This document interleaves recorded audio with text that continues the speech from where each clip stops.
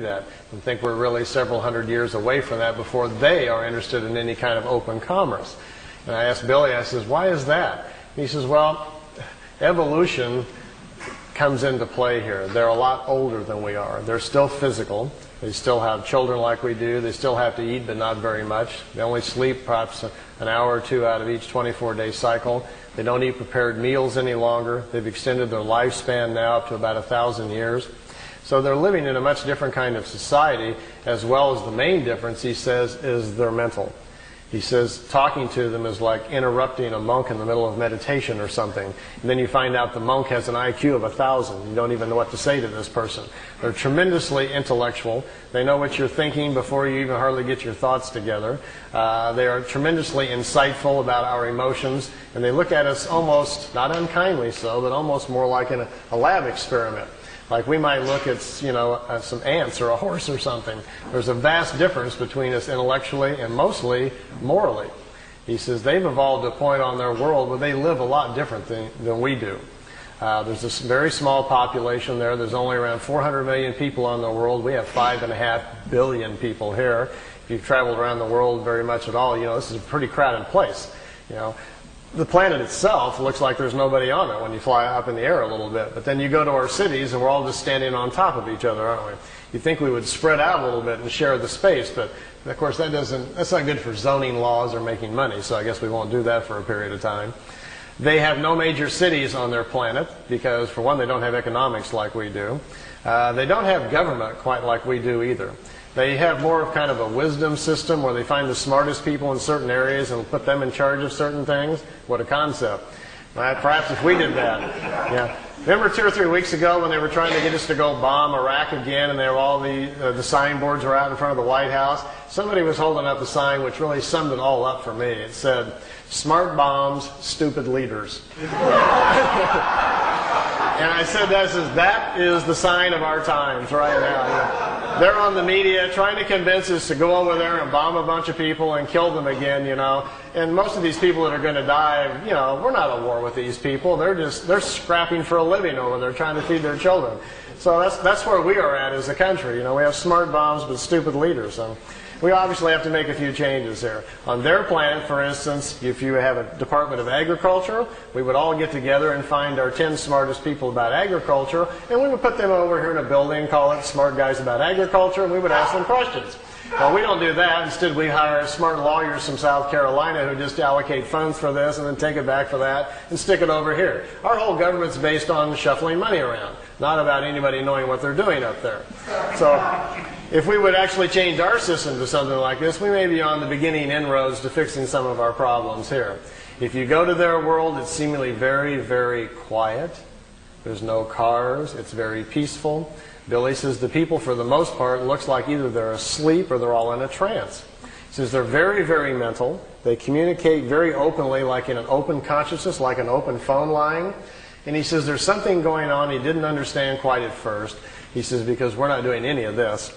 Imagine that all of us had become mentally so powerful that not only could we listen to each other's thoughts, but we got to the point where we could really honestly tune in with nature and understand it. You could really communicate with a leaf, and you could literally talk to a rabbit as it was walking by you. We were really tuned in with the world we were living in.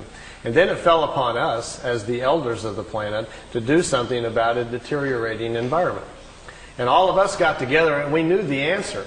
We knew if we took part of our mental force and projected it into the atmosphere, we could not only clean it up, but we could put an energy into the atmosphere which would help all the creatures in nature. Everybody would live longer. We wouldn't get sick any longer. Our metabolism would change, and we could control the quality of our physical life. We understood this. So we all sat down one day and said, let's do it. We took hands. We charged our minds up. We got into a higher self as high as we could, and we charged the atmosphere up, and it changed all the life on the planet. People quit getting sick. People quit being emotionally unhappy. It stabilized the planet. The food started changing so that when you ate a small pear or a peach, you no longer got hungry. You didn't need to sleep as much because there's available energy to everyone. Everyone could tune into it to become educated. There was no need for schools. All we had to do was teach our children to sit down and tap into this consciousness, and all of the knowledge of the elders would be available to them. This is how they're living on their world. And they protect this mental environment. They don't let people from other worlds come and interrupt it and upset it. If you and I were to show up there with our cameras and our tape recorders, wanting to, have them stand in front of a tree so we could take their picture, they may accommodate us. But Billy said even when he was there, he continually felt like he had to be quiet, like he was in a church or something, like he knew he was upsetting something going on. He says they don't like a lot of visitors because normally the visitors aren't tuned into what they're doing mentally. And it's looked upon like a virus or a sickness in the atmosphere when lower life forms come to visit. I told Billy, I says, but I thought they'd ask you on a couple of times if you'd like to come back and live there. He says, yeah, you can do that. And I says, well, how would they do that? You being a much younger life form, or even me or somebody else, if we went to live there, I mean, they would let us do that? They says, well, it's possible. They brought some people there. He says, they might put you in an out-of-the-way area. But he says, they have a way of redoing your thinking. They can fix your brain right up. I said, how do they do that? And he says, oh, it's a thing that happens. And he talks, his English isn't very good. He says, before you're born, when you're inside your mother, he says, between the 8th and the 15th week, is when your spirit sends the information to the mother about who's coming in from the other side. And there's a signal, a pulse signal that comes into mom's DNA that says such and such is coming in, so we need to create a brain network that's strong enough to contain all the accumulated wisdom that's coming in. Now once the brain is formed with mom's DNA and this new signal that comes in, he says, as the body begins to form, after about the 4th month, he says, when there is commitment, when the spirit is ready to come in and it looks like we've got to go here, we're going to have a full pregnancy, he says, then something happens in the acids in the brain. He says, there's a copy of all of your accumulated wisdom from all of the lifetimes goes into the brain and the acids in the brain. And that's what kickstarts, so to speak, your consciousness, creates your thoughts. That's why one child is so different than another when they come in. You got one that's screaming, wild, yelling, throwing fits. The other one's very quiet and smiling, just wants to watch television. This is what sets up your personality and your character traits when you come in.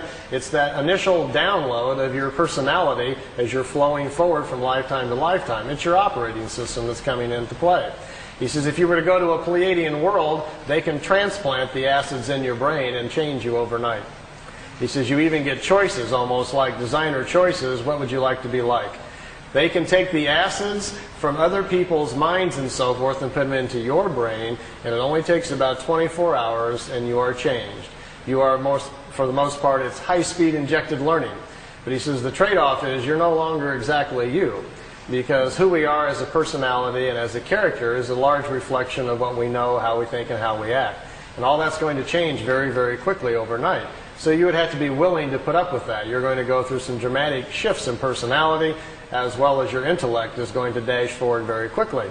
So usually what they do is they kind of like pick out the style that you need. If you're a scientific person, lean that way. If you're a more nature person, whatever it is you might be leaning towards, they can give you these kind of injections, so to speak, slowly over a period of a few weeks and very gently change you into a different person. You get up to their speed mentally.